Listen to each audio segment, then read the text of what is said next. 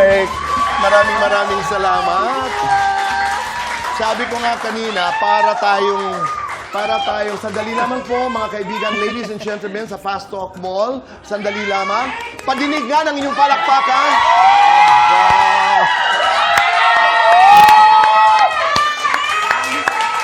Dahil kung naalala po natin, ang tawag kay Jake ay ang prinsipe ng mga mall shows. Totoo. Naalala mo yun? Yes, sir. Diba? Halimbawa lamang, Jake, ibalik natin yung mga panahon na yon. Yes, sir. Ang dami eh. Ayan eh. Jake, kantahan mo nga itong ating mga fans na kanina pang nag-antay. Anong oras na ba, Chang Susan, ngayon?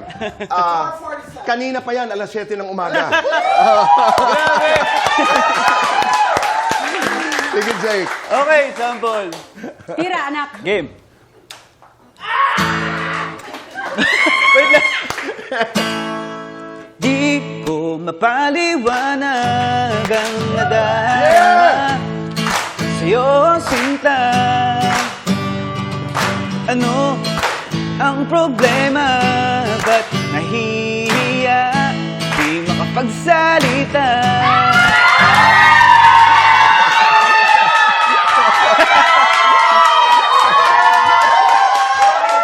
Maraming salamat po. Mamaya uli ay kakanta si Jake. Salamat po. Pwede na ho kayo umurong banda.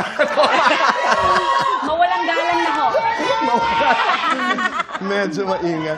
Noong mga panahon na yun, Jake, kumusta ang buhay? How was life? Napakasaya, Tito Boy, kasi doon ko lang naranasan yung kung paano yung mga tao sa akin, kung gaano sila kasabik sa akin. Sobrang saya, Tito Boy. Ano ang hindi mo malilimutang, di ba mahilig sila magtapon noon, ng mga pictures, ng mga panyo, ng mga regalo. Ano ang hindi mo malilimutang naitapon sa'yo? Siguro, Tito Boy, yung mga naitapon sa akin, yung mga panyo na ginamit nila. Saka, meron akong galos doon eh. Kinukurot ka nila. Para Okay. ganun sila ka, ano. Opo, Tito Boy. O minsan naman hindi galit siguro, kundi alam mo yung minsan kasi Gigil. gigil. Naranasan mo rin yan eh. Naranasan din niya yan. Oo. Parang nasasagi ka minsan, Correct. ganun sa Oo. dami nila. Pero nasusundan ka ba sa bahay? Nasusundan ka ba sa sasakyan? May times na ganun, Tito Boy.